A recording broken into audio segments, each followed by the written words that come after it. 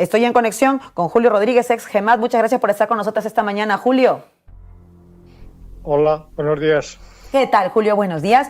Y te voy a preguntar primero por esto que decía Macron ayer, que va a enviar una misión, decía él, preventiva, una operación pacífica para reabrir gradualmente el estrecho de Hormuz, decía el presidente francés.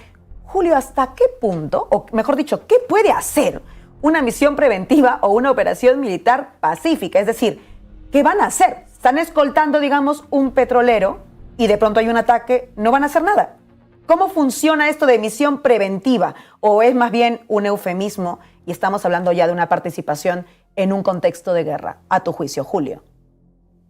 Pues sí, efectivamente, como dices, Laura, y como decís en la mesa, es que estamos en el mundo de los eufemismos.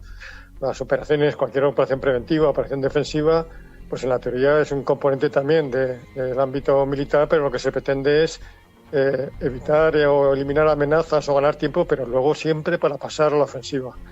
Y es que insisto en esto de los eufemismos porque también se suele hablar de defensa activa, donde se busca desgastar al adversario para luego pasar siempre a la ofensiva en el momento oportuno. O sea, yo creo que el eufemismo siempre se ha utilizado en la comunicación política cuando se habla de operaciones militares, pues para suavizar o tratar de suavizar lo que son operaciones bélicas, presentándolas como si fueran medidas de protección en lugar de lo que son muchas veces, que son actos de agresión.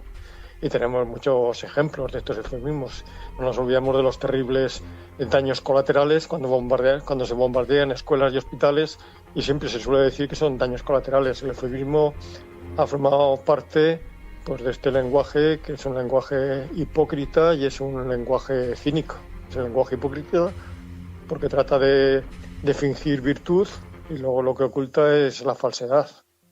Y evidentemente esto es así. El mismo Macron ha hablado siempre de operaciones defensivas, la operación defensiva de Chipre, la operación defensiva de ir hacia el estrecho de Hormuz, cuando lo que está hablando es de reforzar su arsenal nuclear. Él decía, con palabras textuales, dice: el próximo medio siglo será una época de armas nucleares. Seremos poderosos, seremos libres. Es decir, está invocando a la libertad y la acompaña de armas nucleares. Mayor eufemismo y mayor barbaridad que esa, yo creo que no se puede consentir. Me parece muy interesante esto último porque, claro, y además hay una cosa que me pasa con una palabra, Julio, y tú esto debes saber más, así que te la voy a preguntar a ti. La palabra defensiva. La palabra defensiva supone que te tienes que defender de alguien o de algo, ¿verdad? Entonces, cuando hablan de misión defensiva, mi pregunta es, en términos también ya más en clave militar, de una operación militar, de un comando, de una estrategia militar, cuando dice misión defensiva, en realidad ya ha delimitado un adversario. ¿De quién se está proponiendo defender el presidente francés? Sería mi pregunta. ¿Tú en este contexto tendrías una respuesta a esa pregunta? Bueno, como tú bien dices, siempre que se considera que una acción es defensiva, la acción defensiva no es pasiva, porque se busca aprovechar tiempo, se busca ganar terreno para poder hacer daño. Los eufemismos siempre sirven para ocultar que la defensiva es una táctica activa y es una táctica ofensiva. Y cuando hablamos de guerras, estamos hablando de defensa de intereses. Aquí están defendiendo los intereses. Claro que Francia tiene intereses, tiene muchos acuerdos bilaterales con muchos países en la zona del Golfo, con Kuwait, con muchos países, tiene una gran población francesa, tiene bases, lo que está defendiendo intereses, luego está, cuando está hablando de defensiva, está hablando de pasar a la ofensiva en cuanto considere que sus intereses son tocados. Luego el eufemismo de la acción defensiva, hemos oído hablar, bueno, desde que los ministerios de la guerra pasaron a ser ministerios de la defensa, aunque ahora Trump ha vuelto a llamar al Departamento de Defensa, ya sin eufemismo le llama Departamento de Guerra, o hemos hablado de paz armada, o sea, se han utilizado siempre eufemismos para la defensa de intereses y para disfrazar operaciones bélicas que son, como digo, siempre no son defensas pasivas, son defensas activas. Exactamente, hay una acción, hay una decisión, y en ese contexto, por salir un poco de Francia y entrar en clave española, Julio, claro, aquí de alguna forma ha estado la polémica con respecto a que el gobierno en principio decía que no debía utilizar los Estados Unidos las bases de Rota y Morón.